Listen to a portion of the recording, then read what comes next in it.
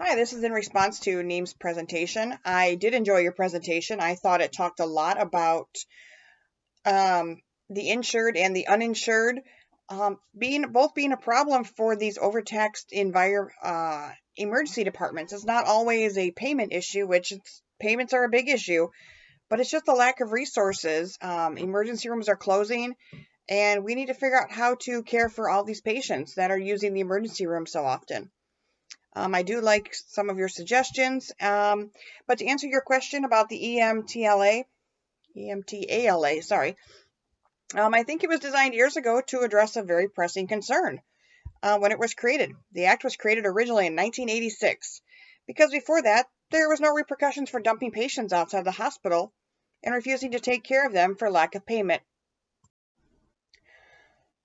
The EMTALA is enforced by two different organizations, the Department of Health and Human Services, which is the Healthcare Financing Administration that authorizes investigations on violations in cases of dumping patients, and the Office of Inspector General that assesses monetary penalties to hospitals and doctors. These two systems of enforcement focus on settling and readdressing violations, which does very little to address the current problems the violation caused in the first place. Instead of what the system in place, there should be an advisory board to assist hospitals in their ongoing compliance with the EMTALA. Sorry, what a mouthful. Instead of settling disputes on the violations after the fact, agencies should put more effort preventing what's happening. The federal government did an expansion on the EMTALA. And what it actually did, though, when they did an expansion, it actually diminished the very access it was intended to promote. According to the new article in Annals of Emergency Medicine, Congress did enact the EMTALA in 1986, and it has expanded the scope of that law 5 times, often without clear guidance. So they've already added to it. They've already tried to adjust it. It just isn't working. The article continues to say the results have been massive regulatory burden for an already overwhelming hospitals and physicians, which makes it even more difficult to comply. It also has made aggressive enforcement a priority in the past 4 years, with more money being collected in penalties. And this is an older article, so in 2000, than in the first 10 years of the statute's existence. The ETALA was enacted, and then emergency department visits the United States. After it was started, emergency department visits the United States surged up from 85 million visits per year to nearly 110 million visits per year, which is expected since you're not allowed to dump patients anymore, supposedly after the 1986 Act was put into place. While more than 550 hospitals and 1,100 emergency departments all closed, along with trauma centers, maternity wards, and referral centers. A man named Dr. Bitterman did report that 90% of hospitals have saturated their capacity for treating patients, primarily because of the lack of inpatient critical care beds and the nurses to staff them. I can't imagine that it's gotten any better since COVID and since there's been an even greater nursing shortage. Like I said, we're ongoing problems.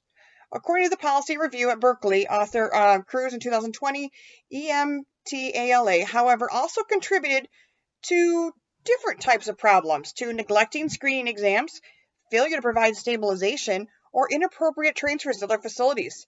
One example is when there was an on-call specialist, they refused to assess a patient, causing the patient to be transferred to another hospital. Now, we don't really know, of course, as an example, we don't really know what happened that he refused to treat or assess. It could have been from lack of resources at the hospital. They just don't have the capacity. And it can be no staff available, no appropriate hospital beds. I mean, maybe this is a gunshot victim and he has an infectious disease and the only beds available are in pediatrics. Or there could just be simply overflowing. You can't put this patient out in the middle of a hallway and not expect them no complications. Like I said, sometimes if there are violations of the EMTALA rule, they might be unintentional. Like I was above saying, saying hospitals can do all they can to help the patients who are struggling with overcrowding and lack of resources, but many hospitals simply don't have the resources to treat all the patients in the community. This is potentially what may have happened with the hospital in our example, and what could be happening all over. The nonprofit hospital wants to care for everybody who comes in the emergency room, but this just might not be possible due to the demand placed on the hospital within the limited supply. The number of patients used to be divided between 3 different hospitals, and now it's being forced onto one already taxed hospital. I don't know if rewriting the rules to the EMTALA,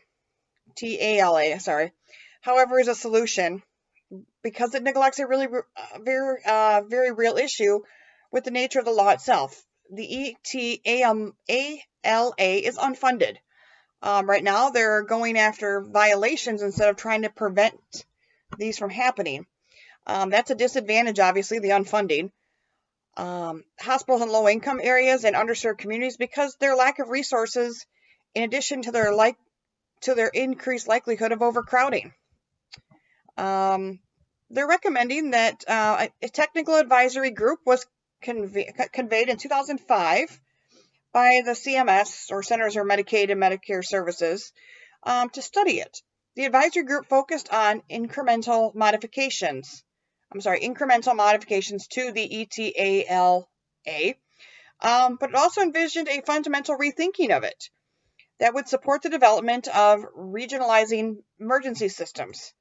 The idea would be to continue to protect patients from discriminatory treatment while enabling and encouraging communities, putting that focus back in the communities, to test innovations in emergency care systems. For example, direct transport to patients for going to dialysis, to go to the cardiac clinics. I know there is a heart failure clinic right now in Traverse City that's having a hard time, but that would be a good place, and that is a great resource. If we could get patients to that, it would be even better.